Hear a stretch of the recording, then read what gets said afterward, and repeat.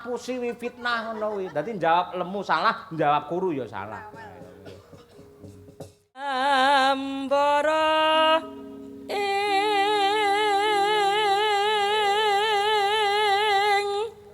gunung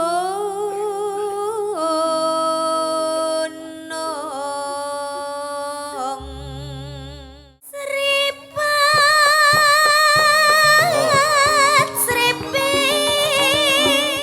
Ruwemen sangat loh Pak lenderek wayangan iku apalagi tuh kalau wayangannya itu klasik Pak.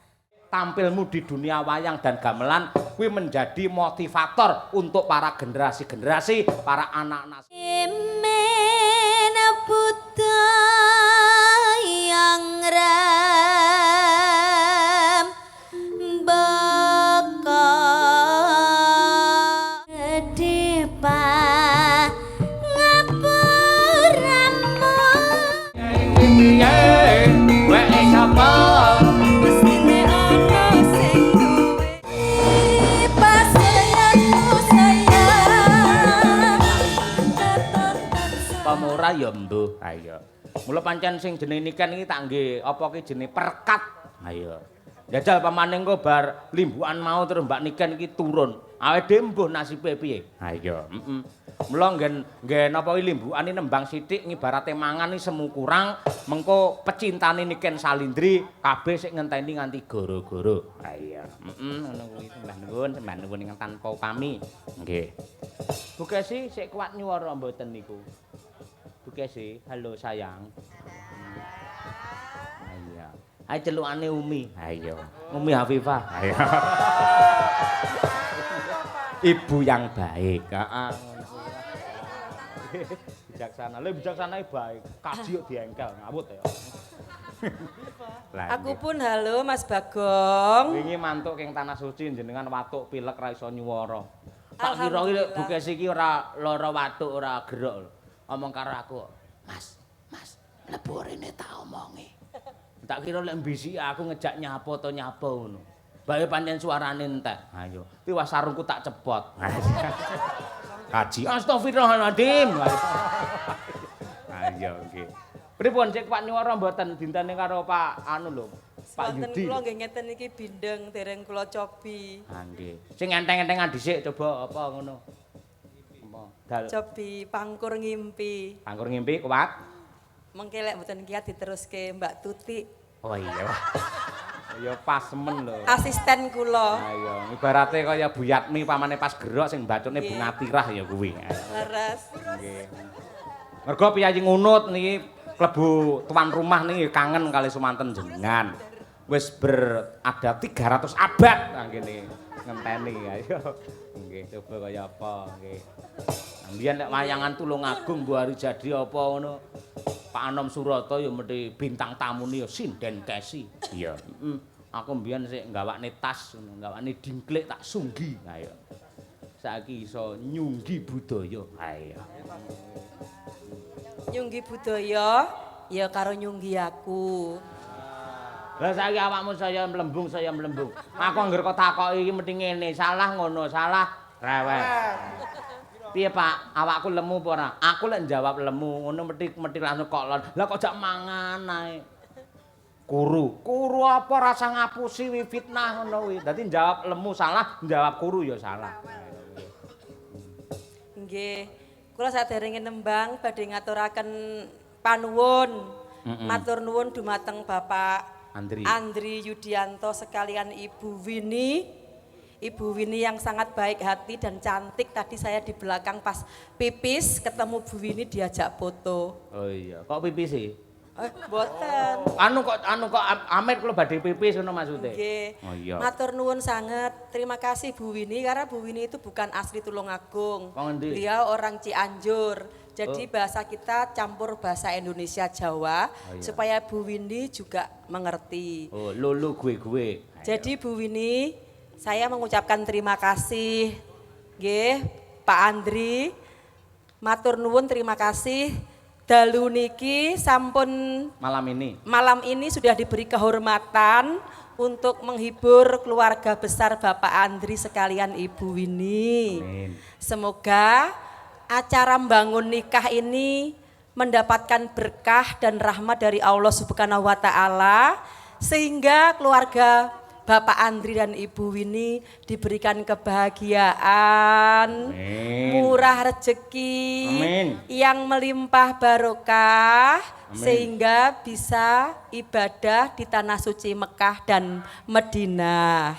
Amin, ya Bang Alamin. Kayak awake dhewe iki lho, Pak. Piye? Awake dhewe iki sok aja bangun nikah lho ya.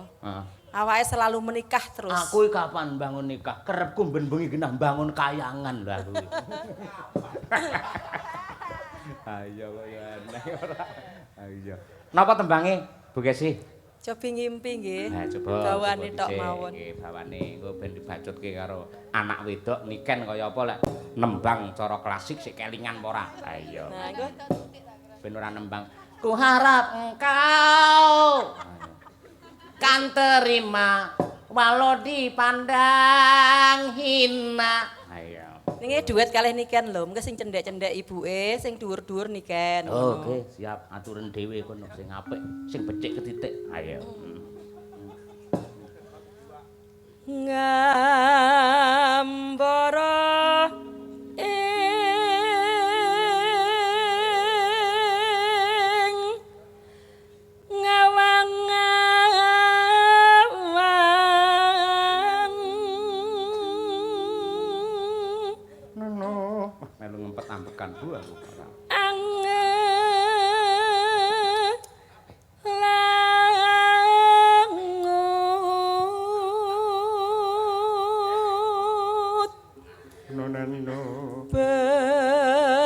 Bebasan tanpa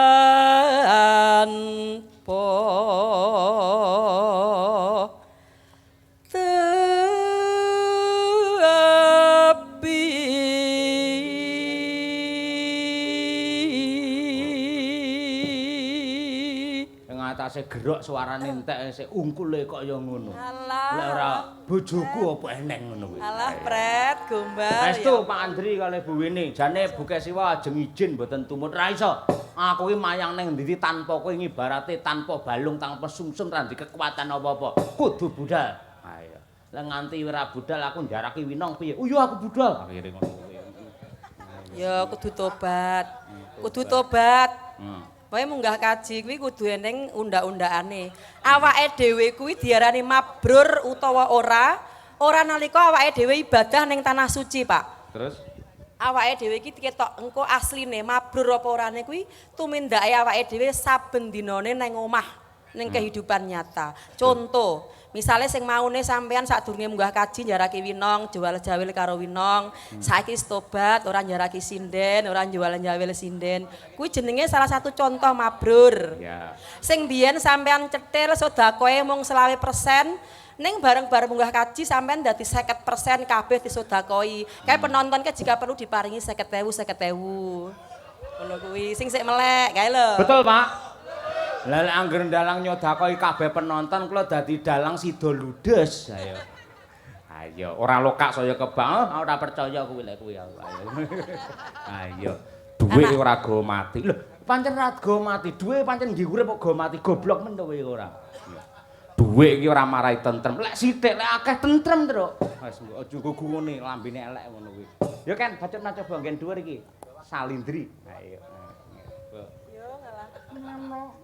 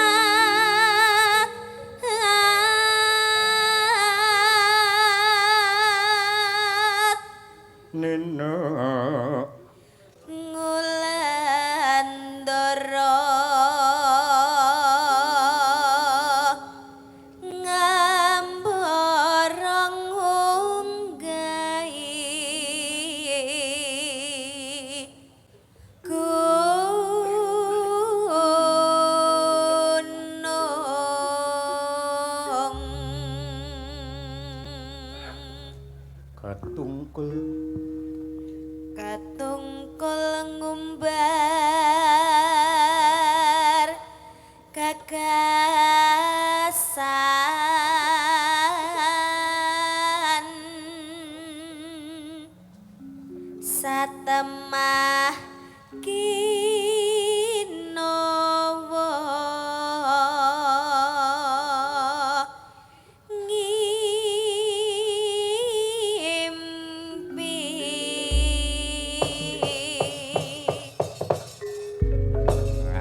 Nggih, wilujeng skala. Heeh, Macan. Terus ya sinden-sinden sampean tenan iki demi Allah. Ning arep ana tak dongakne kabeh. Muga-muga ya si Birgita menjadi seperti jenenge Setiani menjadi wanita yang setia kepada siapa saja. Ayo.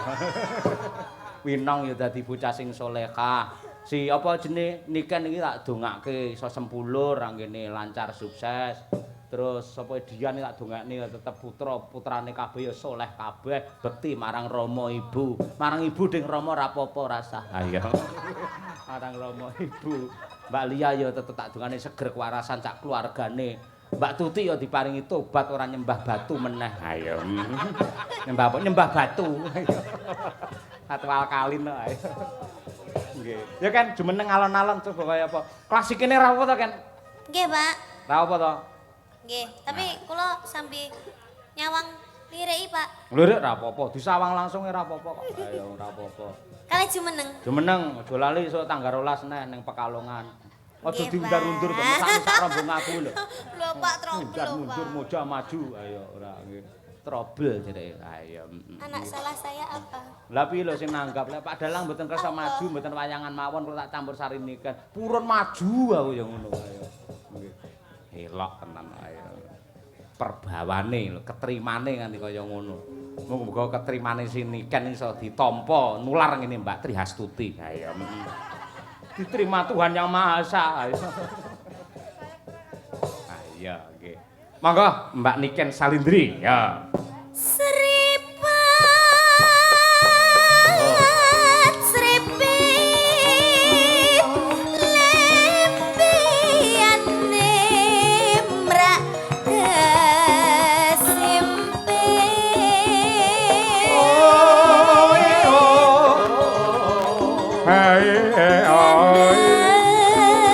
Slowes wirakane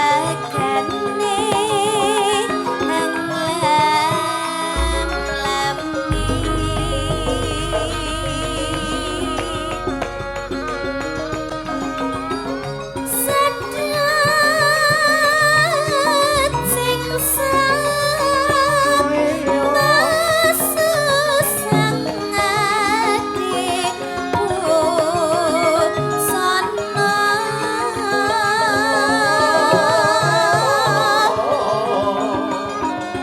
dasar ayu tak sekando tanku jiwa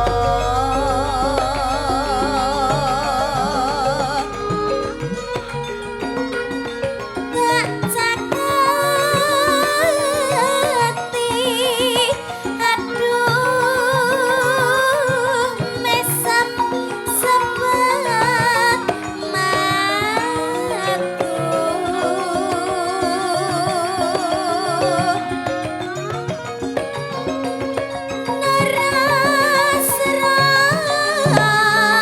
ranta tak gandeng malah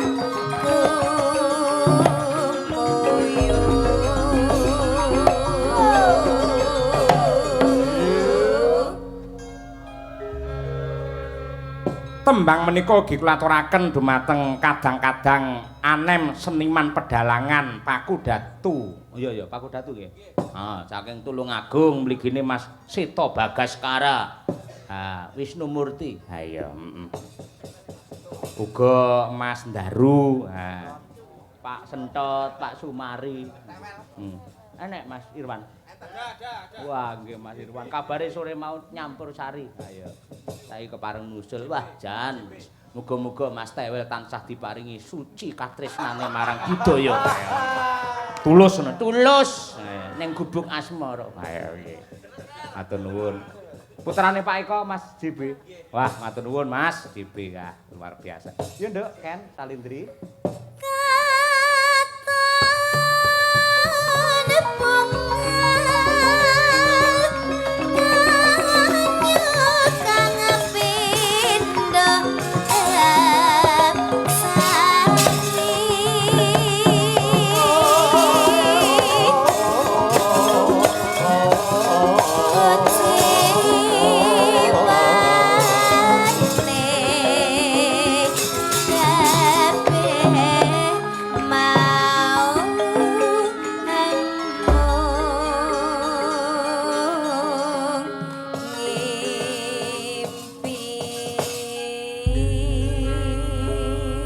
Ora lho Nduk, Ken, sampean iki jane lak wis sukses wis lancar di dunia musik, gitu.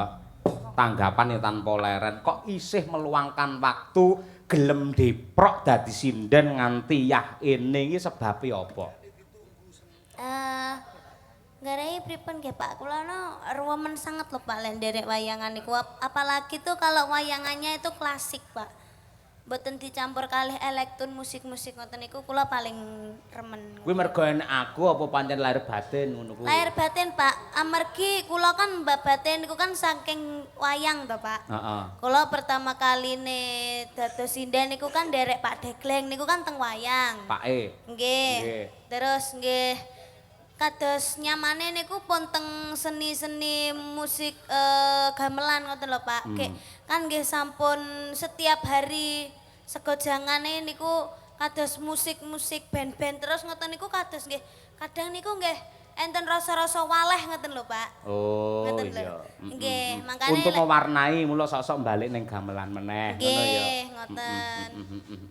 Luar Itulah biasa. alasan pertama saya, Pak. Iya, ya syukur Nduk, wis kaya ngono iki tegese nun sewu saiki akeh generasi sinden. Lek mbiyen do apa kuwi jenenge terinspirasi karo mbokmu Kesi iki do gelem sinau nyinden bocah nom-nom cah cilik-cilik. Ning saiki ya akeh para mahasiswa baru ning isi Surakarta mlebu ning jurusan nggen karawitan belajar nyinden ki mergo termotivasi pengen dadi wong hit, wong kondang kaya Niken Salindri. Tegese tampilmu di dunia wayang dan gamelan kuwi menjadi motivator untuk para generasi-generasi, para anak-anak sekarang untuk ikut serta belajar dan juga melestarikan budaya Nusantara. Lah kuwi. Alhamdulillah. Kula nggih riyen nggih termotivasi saking Bu Kesi nggih, Pak. Bu Kesi. Nggih, Waduh, idola aku- kula riyen nggih ngoten. Aku ya ngono termotivasi karo Bu Kesi kuwi.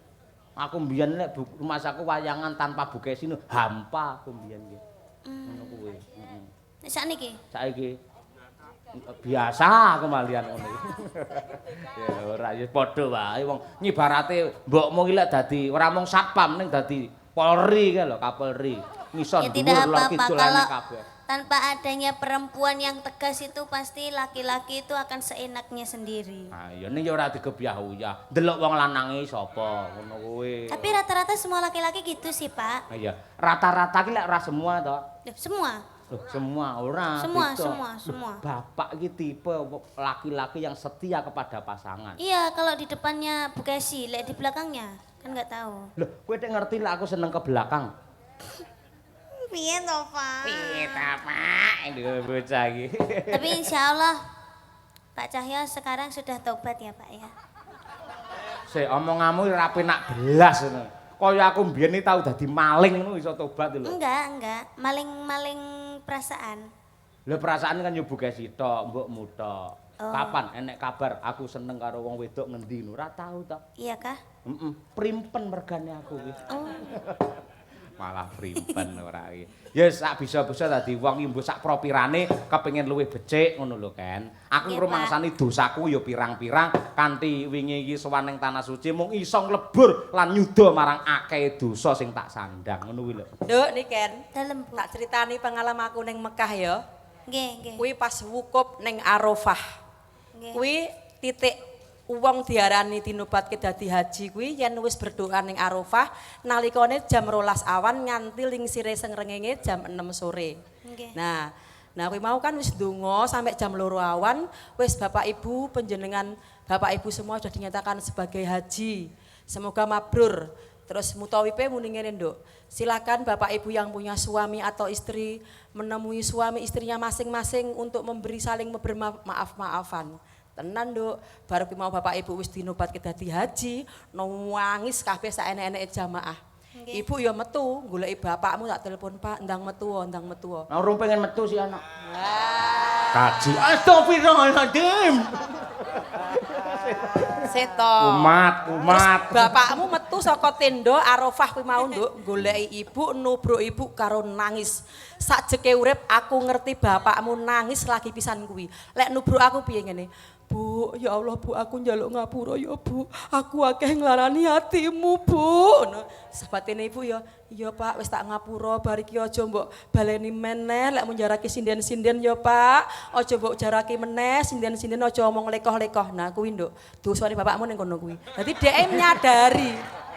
Menyadari yen dheweke duwe dosa akeh karo ibu. Maune ora gelem njaluk ngapura. Gengsi. Iso dosane bojone diwirang-wirang ning kene lho ya. Loh, itu kanggo pembelajaran. Untuk pembelajaran kita semua bahwa orang itu mengko sing dibiji Gusti Allah iki ora mergo awake mbiyen tau dadi berandal dadi wong nakal. Ning saikine mbiyen tau duwe selingkuhan, duwe demenan akeh. Ning saiki akhire tobat. Saya yen sadurunge mati terus tobat. Alhamdulillah.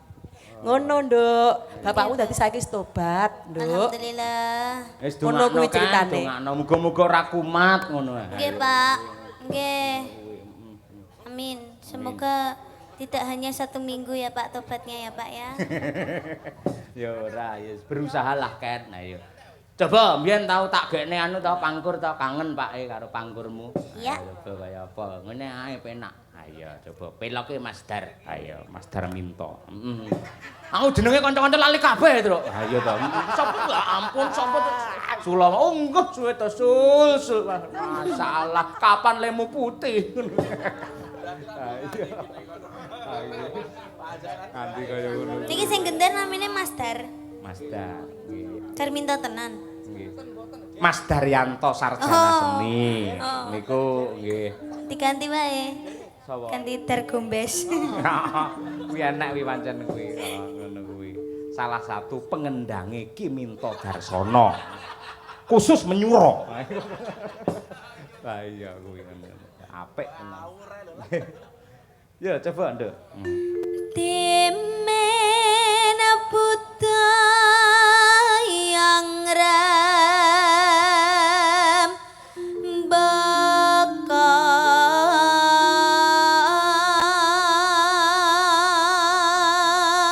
Mas. masih nangkling cahyane rakaeksi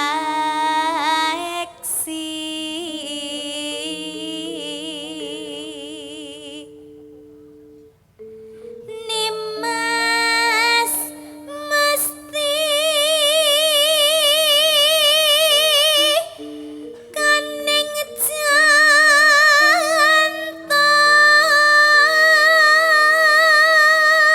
Ken kanyakang saking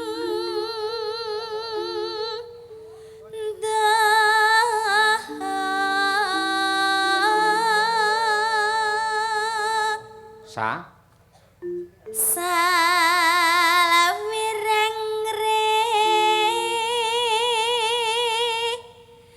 nambang beksa waska cakup li. linambaran jiwa tama Mlebet sambung wanci dalu Mas. Ayo.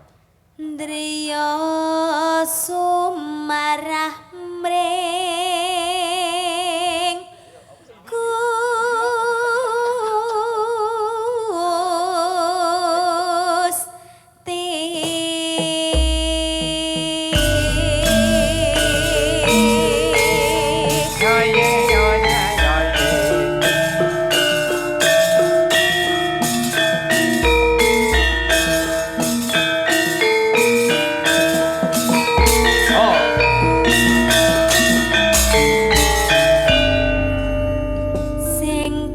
gedhe ngapuramu Kang Mas papujan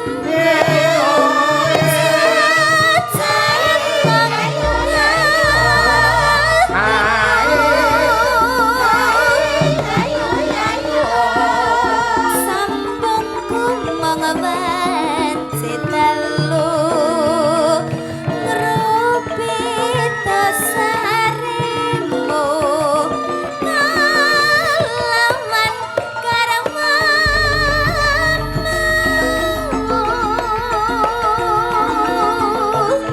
Kang Mas kemrah titisake murilas narine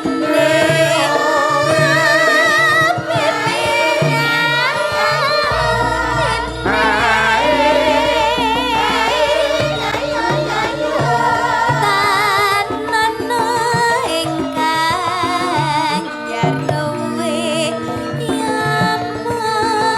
yamangake bate aku kok mbayangke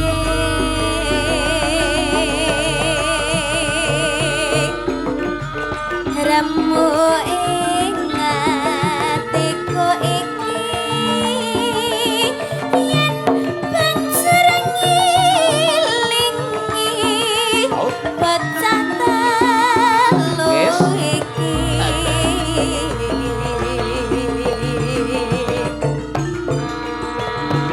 Pomotenan sida tapi Jangan letakkan di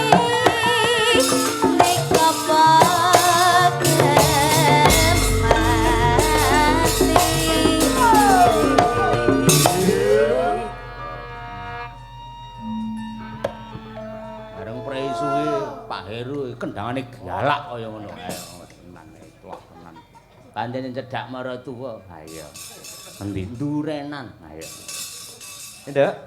Menda boyo yen to sida rip lan antika mesti bakal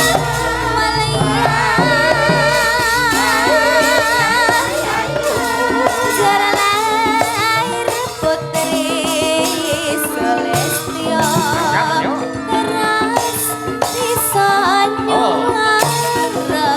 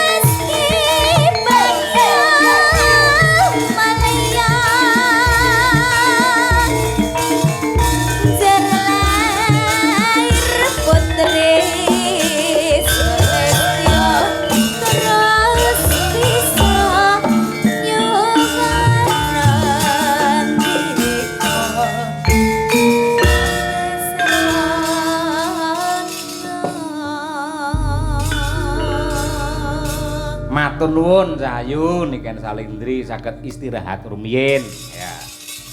Tembang menika ugi kula aturaken dumateng Pak Jono, Pak Sri ingkang mboten wonten walehipun tebih saking Surabaya tansah nusul kalian Madangkara.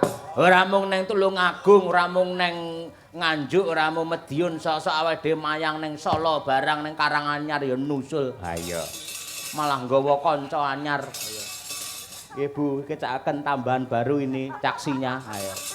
Terpinter mijeti. Ayo. Nggih.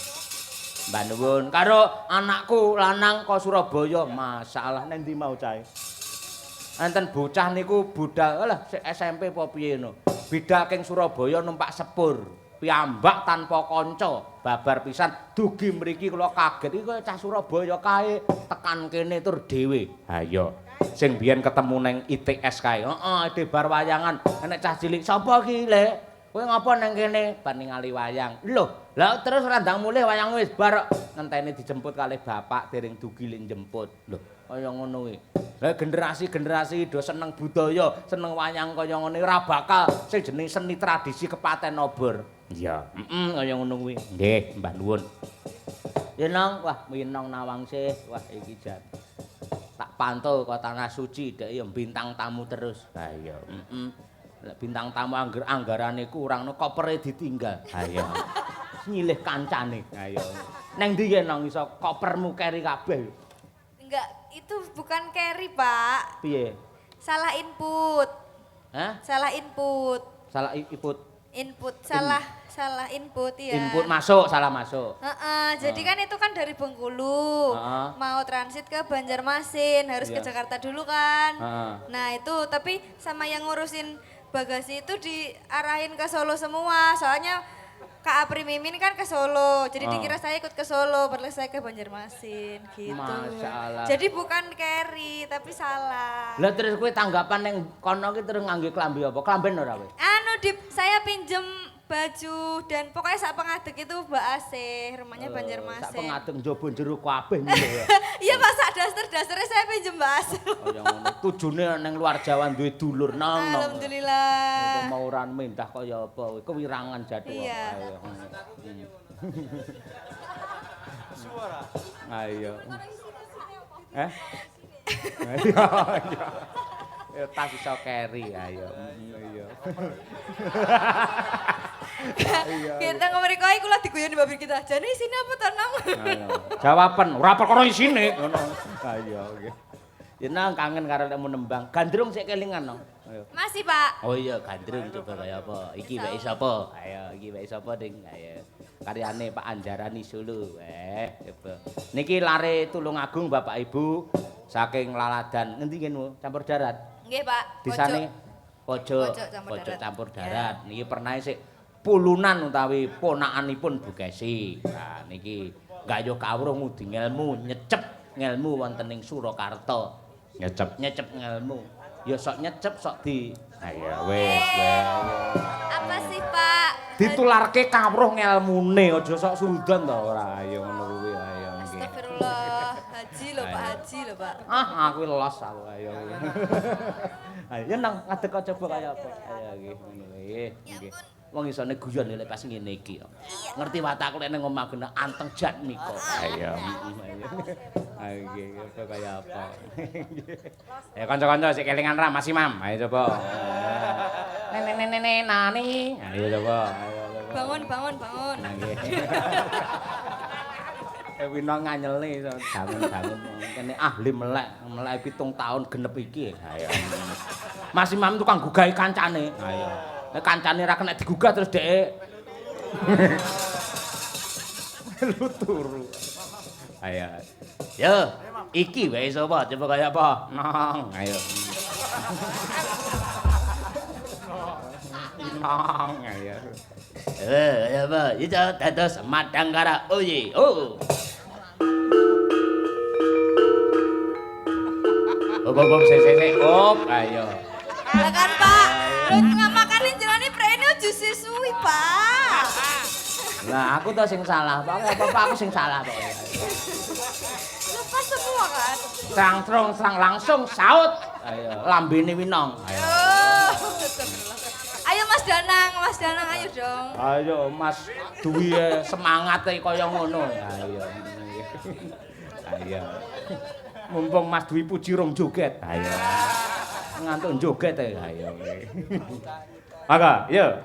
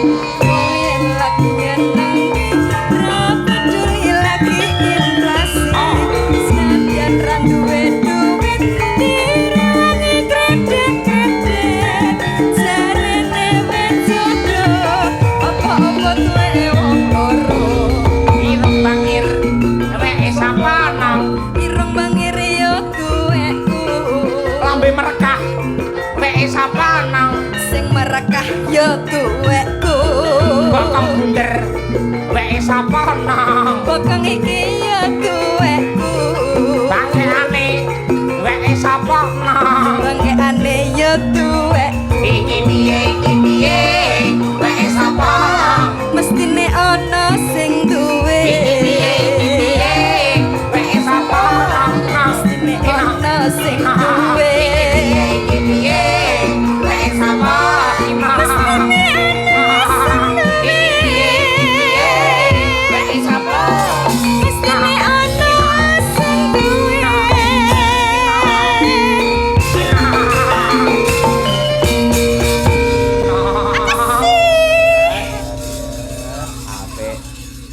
Ngopo Yud? Dalem Pak E. Ayo.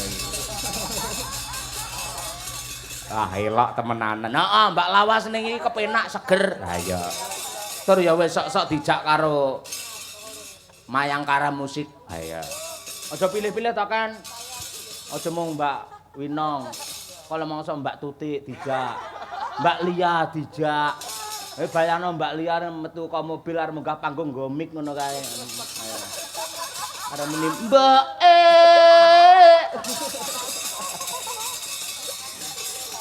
Mbak Tuti jangan rasa kok bayar, kok tak bayare dhewe. Aku pengen ngerti ning YouTube kaya apa polahe. Ayo. Yo kan gitu tutupan bareng ki sampeyan iso istirahat. Ayo, betul.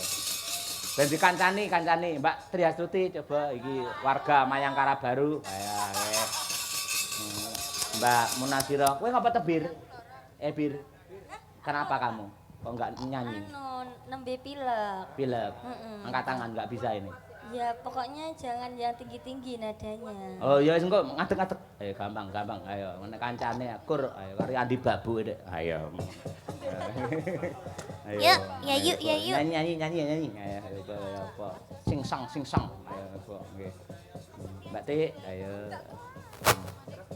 Gampang. Ayo. Cara kuat disangakne. Ayo. Lawa gumandul iso 5. Ayo. Nggih.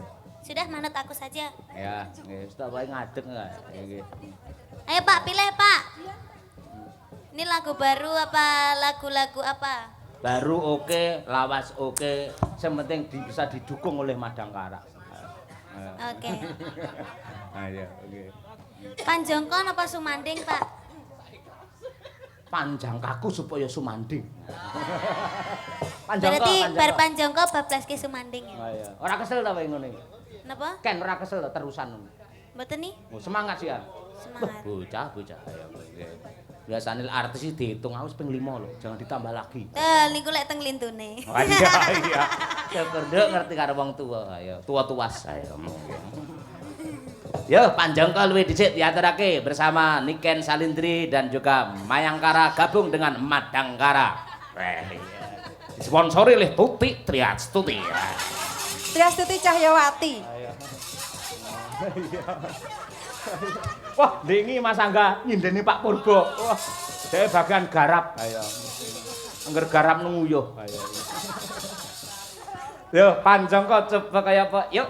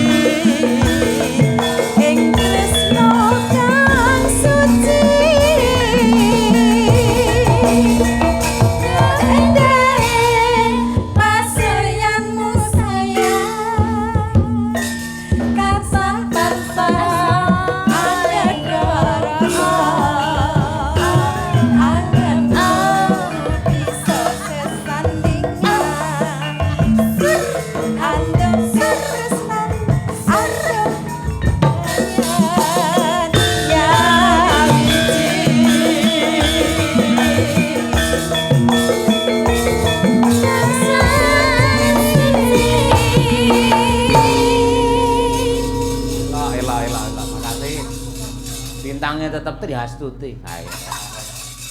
Lak temenanan bae gak padha karo kancane. Allah. Liyane madhep ngidul daerah ngrangkul tembok.